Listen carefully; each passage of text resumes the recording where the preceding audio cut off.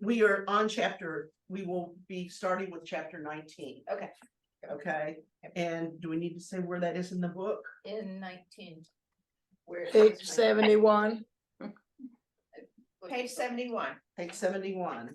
But first, from Psalms, Not too far behind. we are today I'm going to read Psalm 91. You who dwell in the shelter of the Most High, who abide in the shade of the Almighty, say to the Lord, my refuge and fortress, my God in whom I trust. He will rescue you from the fowler's snare, from the destroying plague. He will shelter you with his pinions, and under his wings you may take refuge. His faithfulness is a protecting shield. You shall not fear the terror of the night, nor the arrow that flies by day, nor the pestilence that roams in darkness, nor the plague that ravages at noon. Though 1,000 fall at your side, 10,000 at your right hand, near you it shall not come. You shall simply watch. The punishment of the wicked you will see. Because you have the Lord for your refuge, and have made the Most High your stronghold.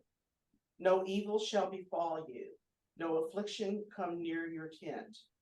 For he commands his angels with regard to you, to guard you wherever you go. They will lift you up in their hands, so that you will not strike your foot against a stone. You will tread on the lion and the cobra. You will trample the great lion and the serpent. Because he loves you. Oh, because, and I'm going to change the tense here. Because you love me, says the Lord, I will rescue you. I will protect you, for you acknowledge my name. You will call on me, and I will answer you. I will be with you in trouble. I will deliver you and honor you. With long life, I will satisfy you and show you my salvation.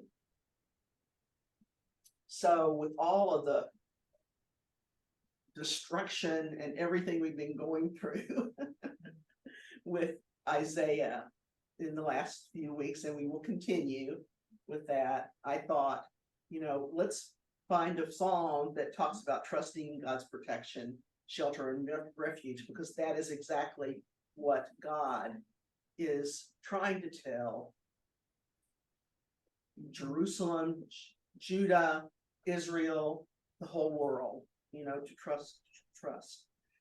This also feeds into the Jewish paradigm of if you're good, no bad things will happen to you.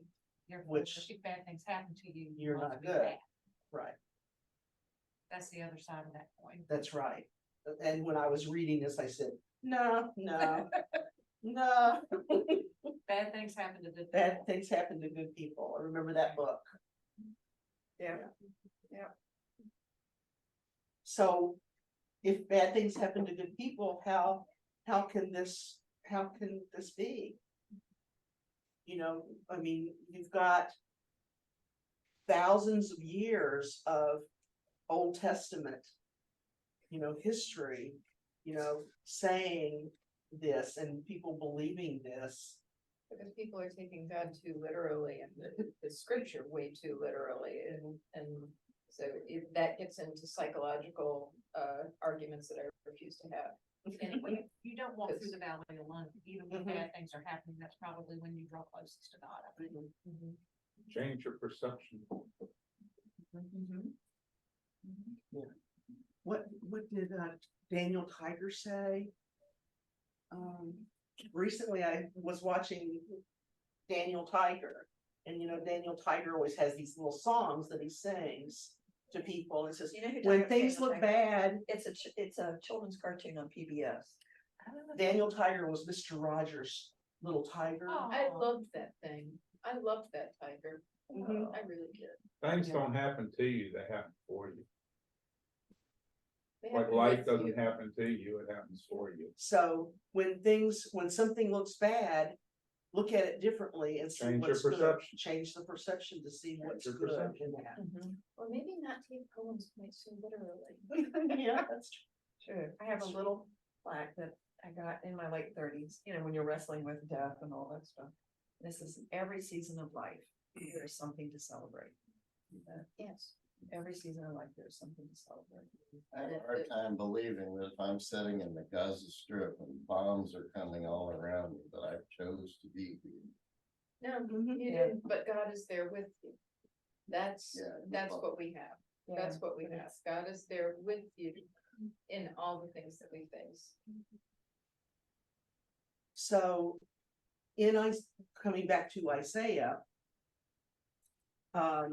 we are in this second part, like chapters 13 through 27 were labeled the judgment and hope for the nation. So we've been talking about since chapter 13,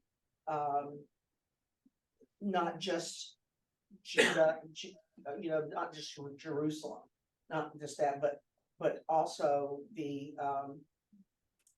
judgment of other countries, around that area. And so in chapter 13, we talked about Babylon, I think, the Philistines, 14, Moab, 15 through 16, around that, Damascus in 17, and we started with Egypt in 18, and that kind of continues on, in through 19. And one thing to think about with all of these other countries that Isaiah is now prophesizing for, that Isaiah lived in Jerusalem, right? And so that was the capital city. That's where he predominantly preached or prophesied. And he primarily did it for the kings, a message to the kings, there. And that he was doing that for like 40 years. So here he is talking about other nations, but still he's in Jerusalem. And that he was there for 40 years. So did any of these other nations ever hear that message? We don't know if the message got out from him from the other nations. So even though he's prophesying with the other nations, who is it really for? Who's the message for? Judah. It's for Judah. Yeah. Right. So these other nations would never have possibly heard the prophecies. So these prophecies are really being given to Israel, and they're in their scriptures. So they help the people of Israel, the people of God, think about the world and about God's involvement in the lives of the other nations throughout the world. So the warnings, about disaster coming to Egypt were there to warn Judah about treating Egypt as an ally, and so we had to kind of think about that and think about, when we read about these things that from the other countries, what that is really meaning to Judah and what it's telling them. Any thoughts about that?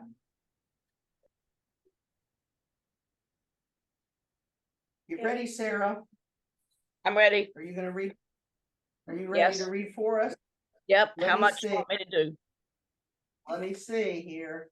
You want to read chapter 19? It's got 25. 17. Oh, No, well- that's too much. That's too much. Read 1 through 17. Okay. A portent concerning Egypt. The Lord is about to ride on a swift cloud and come down to Egypt, and the ungods of Egypt shall shake before him, and Egypt's heart inwardly quail. And I will incite Egypt against Egypt, and each man shall battle his brother, each man his fellow, town against town, kingdom against kingdom. And Egypt's spirit shall be sapped within it, and its counsel I will confound. And they shall seek out the ungods and the shades and the ghosts and the familiar spirits. And I will hand Egypt over to a harsh master, and a fierce king shall rule over them, says the Master Lord of armies. And water shall be drained from the sea, the river turned dry and parched, and canals shall fall into neglect, Egypt's watercourses drained and dried up. Rush and reed shall wither, laid bare at the Nile, alongside the Nile, and all that is planted by the Nile shall wither, blow away, be no more. And the fishermen shall lament and keen, all who cast hooks into the Nile, and those spreading nets on the water shall be forlorn. And the flax workers shall be distraught, carders and weavers turn pale, and her foundations shall be crushed, all who build dams be downcast. The princes of Zoan are but fools, the wisest counselors of Pharaoh give witness counsel. How can you say to Pharaoh, I am the son of sages, the son of ancient kings? Where then are your sages? Let them tell you, pray, and let them know what the Lord of armies devised against Egypt. The princes of Zoan have been fools. The princes of Noph are deceived. The chiefs of her tribes have led Egypt astray. The Lord has poured into her a twisted spirit, and they have led Egypt in all it does, as a drunkard strays into his vomit. And there shall be nothing to do for Egypt, neither head nor tail, palm branch nor reed. On that day, Egypt shall be like women, and tremble and fear from the raised hand that the Lord of armies raises against it. And the land of Judah shall become a terror to Egypt. Whoever mentions it to them shall be afraid because of the counsel of the Lord of armies that he devises against them. And in my reading, women were, where it says like, become like women, it was weaklings. I don't know if anyone had anything. I have different. Timid, Which verse is that again? That's at 16. Yeah, the NIV says women. Yeah, NRSV says women. Mine says women, but it says that they're timid. Become like timid. Just like women. the timid women in this class. I'm In this pretty sure. church. I don't think In so. this world. One day I hope to meet one. Certainly not very the ones. Certainly not, but that's why we lasted. Don't want it to. Yeah. So it kind of starts out with that the prophecy against Egypt is that they're going to stir the Egyptians against the Egyptians. The brother will fight against brother, like civil So war. that's what I thought when I heard all that. I got Civil the war impression breaks it's Civil out. War. Well, that's what mine Yeah, actually says yeah. Civil War. Oh, does it? Myself, Oh, I'm okay. feeling Mine actually sorry says for the Civil War. Egyptians. I'm just like, dude, Yeah. you're taking away their food source and Yeah, their right. water, and it's like, this is what happened when they went and dammed up the Nile back and back up at the top. It's they stopped getting the annual floods. It screwed up their crops, and it's like, this is what happens when Egypt doesn't have the floods. It's a bad thing. It's not good. So, right, it's civil war, discussion about civil war, and then the destruction is not just because the destruction is really nature. Rivers drying up, canals stinking, streams dwindling and drying up, and the plants not, growing, that type of thing. Yeah, the canals are what they've dug in between all of the plants and stuff, because when the river floods, it fills in those canals and provides nutrients for the fields of wheat and apparently flax too, because that was a new one. I had never thought about them. Well, I think it's kind of interesting that even the wise men of Egypt, the leaders, the sages, are gonna be misled. And Yeah. and create turmoil within. Oh, but they're already misled because they're following those freaky gods. Oh, I know. And I think one of the commentators that I read, not sure if it's Golden Gate or not, but was saying that Judah knew about Egypt. Egypt's reputation was the wise, wise people lived there. They were smart, Mhm. technologically smart, Mm. you know, Mhm. and so where are your wise men now? You know, is one thing that it said. That, Speaking to us. right, that they're going to, they're praying and going to the many gods that they have, you know. They could be speaking to us. So the stupidity of their princes and wise counselors, you know, are discussed, you know, there. And then I think that they mentioned a couple of locations, Zone, which is a city on the eastern Nile Delta. They mentioned Nof or Mof, Says Memphis.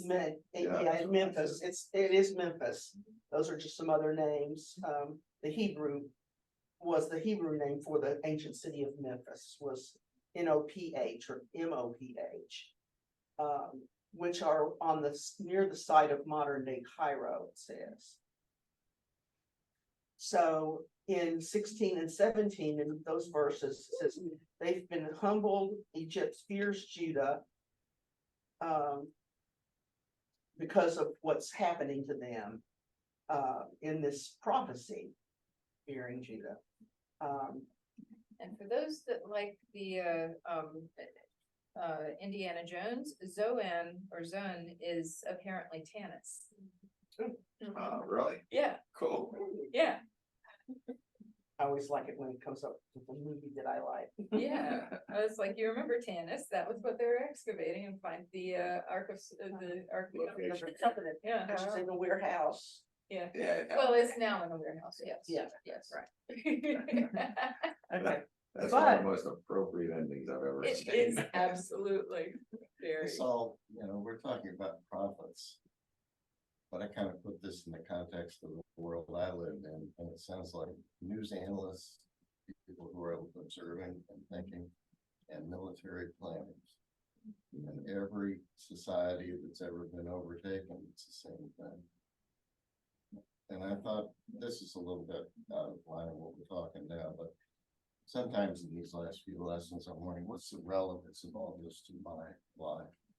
And some of these, we said here last week, and we go through about 10 countries, and one overtakes the other, whatever.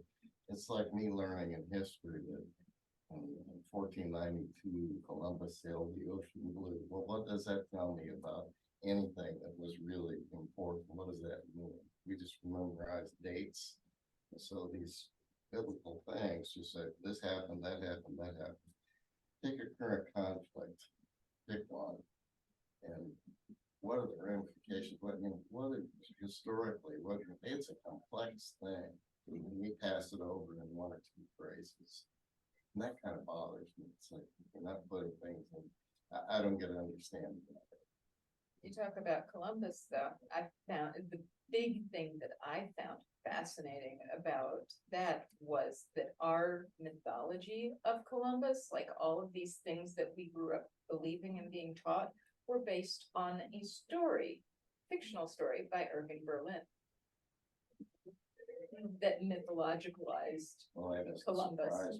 It doesn't, but it's at the same time, it's like it was basically taken as, it ends up becoming, part of what we believed Columbus to be until people start actually putting facts in front of us and we're like, but,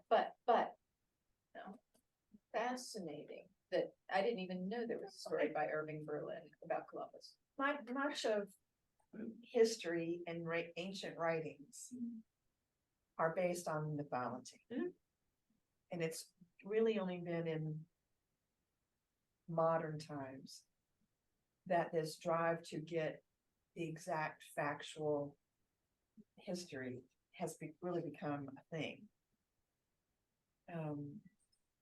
Kind of helpful though. That's why I like Joseph Campbell's Power of Myth. Yes, yes. Watching that series when he was on PBS, I didn't watch all of it, but I caught enough of it that it's like, ooh, now it all makes a lot more sense. Yeah, Because the power of the myth, and that's what, for me, this Isaiah is becoming more and more the power. What's the overall message for Well, and the country? how do we teach people how do we teach our kids? You talk about Sunday school and young children and that type of thing. You know, you're teaching kids. I always thought it was strange at Easter, it's Easter Bunny. Okay, and at Christmas, it's Santa Claus. And then you've got the background story about Christ and in both cases. And then we end up telling kids, now don't believe in the Easter Bunny anymore. And don't believe in Santa Claus anymore, but you're gonna believe about the other part of the story, you know, about Christ. I never was And taught I that know you're one of the supposed to big believe in keys. those anyway. It was just part of like the. Well, there has The been, fiction of you know, I them, can remember yeah. my sister-in-law thinking that at 5 years old, her child needed to know the truth about Santa Claus. It was okay And I with was that. like, Yeah, what else did you lie to me about? right, and so. Very things different. like Yeah, that. Wade and started. Yeah. Yeah. You know, It's I kind of think a like black you and white kind of thing. Wade and started Sarah, on first. the other hand, Yeah, she was about 7 or 8 years old, came to me and she wanted to know what the truth was. And I said, well, what do you believe? And she says, well, I believe in the Easter Bunny and the Tooth Fairy, but I'm not sure about Jesus. And at that point it was, okay, time out. Yeah. We need some clarification here.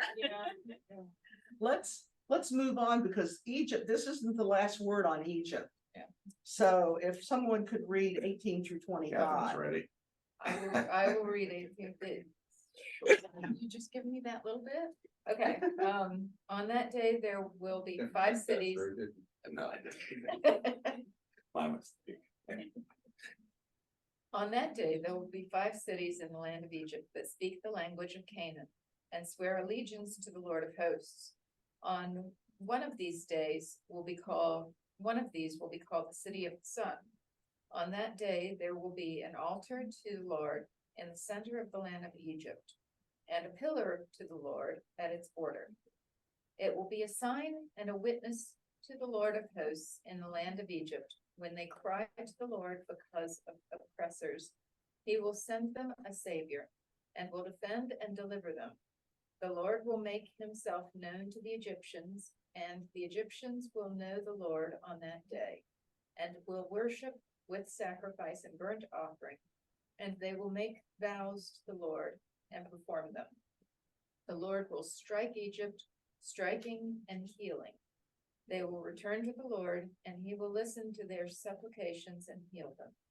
On that day, there will be a highway from Egypt to Assyria, and the Assyrian will come into Egypt, and the Egyptian into Assyria, and the Egyptians will worship with the Assyrians. On that day, Israel will be the third with Egypt and Assyria, a blessing in the midst of the earth, whom the Lord of hosts has blessed, saying, blessed be Egypt, my people, and Assyria, the work of my hands, and Israel, my heritage. So first, the Lord's gonna stir up all this chaos in Egypt. And I was gonna say, that's a shame about the Gaza Strip. So, Mine, that's that Israel, my chosen people. Yeah. So it's Egypt responded by taking an oath, you know, where it says, they will worship with sacrifice and grain offerings. They will make vows to the Lord and keep them.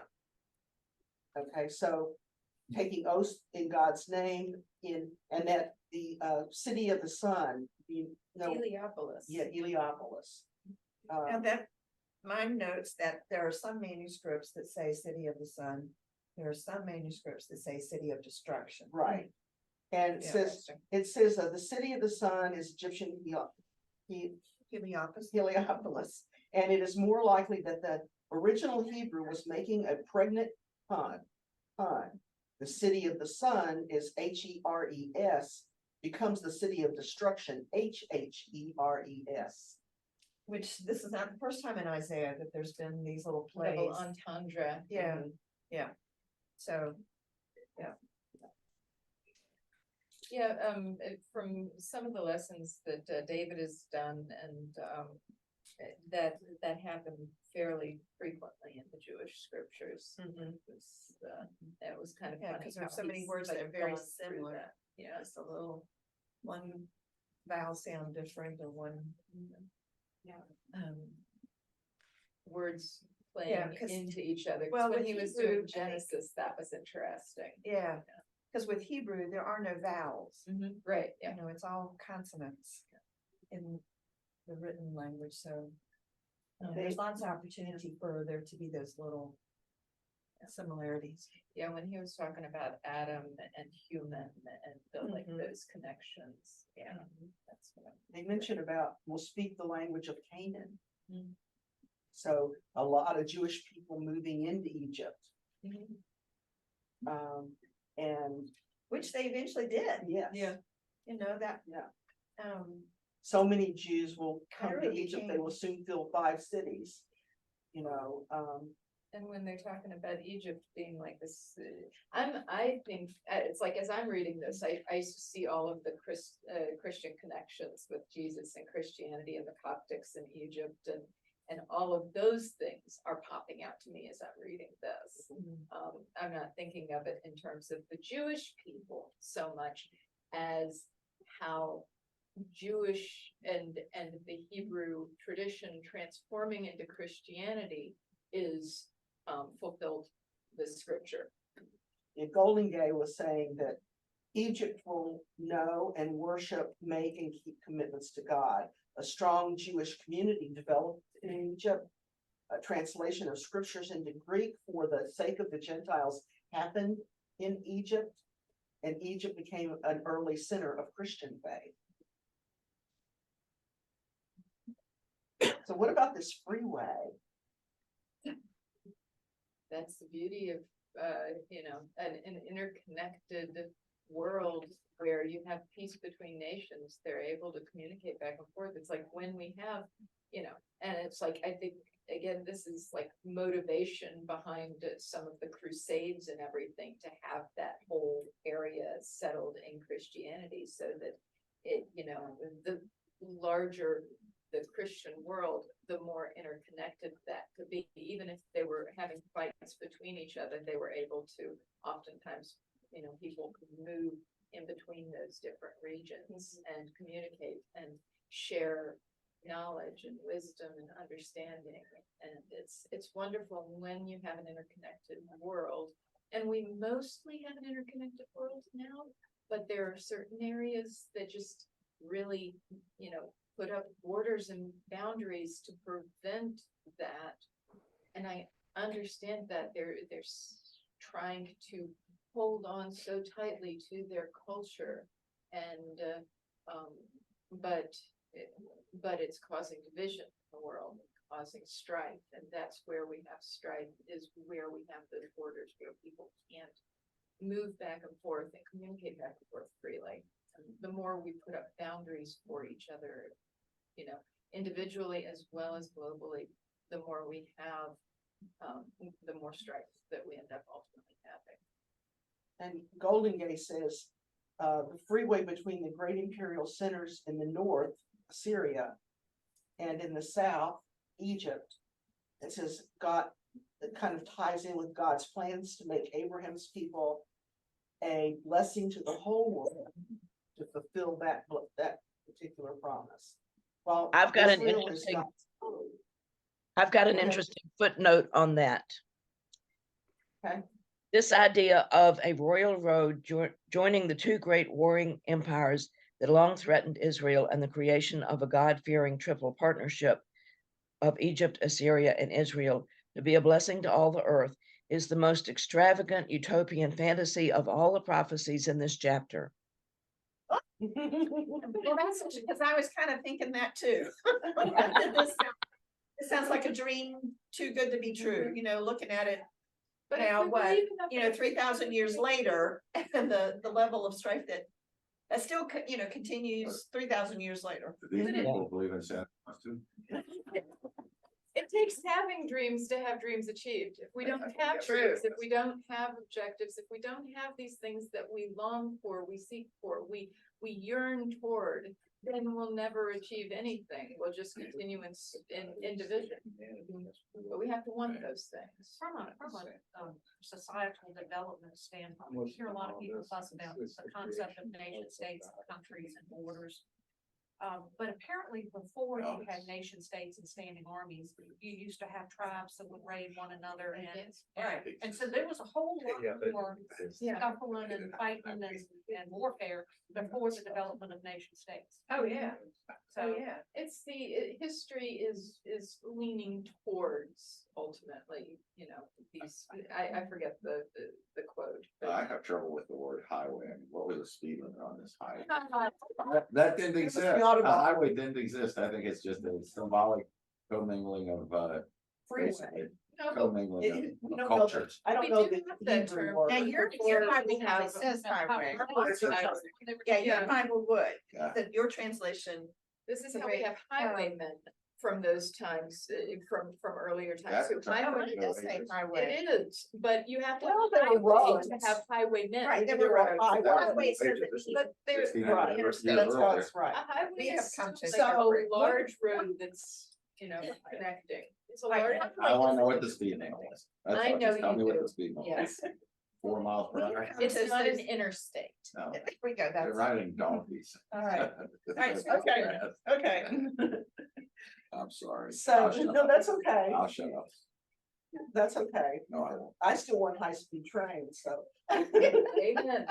Electric. You don't like trains. And I don't like trains, but if you can get there faster on a train, the faster you can get there, the better. I don't like Electric, trains. solar generated, But wind generated. Anyway, one It's of my the dream. things that I really wanted to have just a few minutes for discussion on, we won't go into the next chapter, but is that last week Nancy brought up, what is the relevance to us today? Bud brought it up again. And Bud brought it up again today.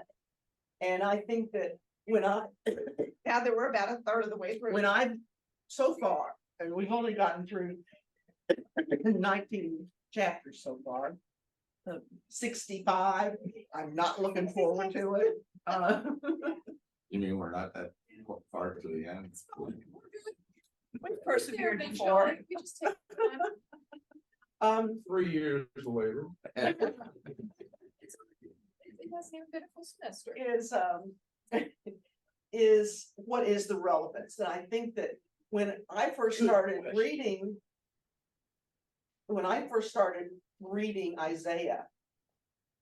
I had found seeing the things that God was saying and God was doing for these nations that had turned away from him. I see more relevance in that today than I see in a lot of the other readings that we've had That's true. in the Bible. That I can say sounds just like what's happening right now. I see so much. Okay, relevance in this. And I think your kind of lecture Prophetic, last week or the week before, I forget when that was. 3 or 4 weeks Yeah, ago. 3 or 4 weeks ago, really brought that to light too. And so I think that what do we as Christians do today,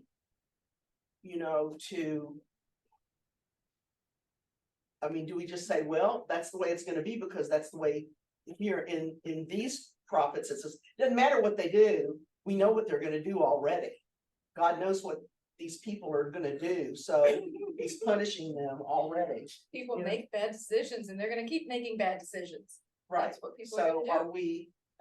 are we habitually, we've done it for however many thousand years people have been on the earth, or is this just this is the way that it is here in this particular physical realm? Again, I feel like whether with a prophet and with Isaiah here, he's always putting forward, this is what is going to happen if you continue on this path, but there is another. And I think that that's part of the importance of any prophecy, is that they're giving you an alternative path. If you choose these things to do, our end point is not going to be as bad as I'm forecasting, or we will come back around, or there is a possibility of having a remnant of the faithful that will return and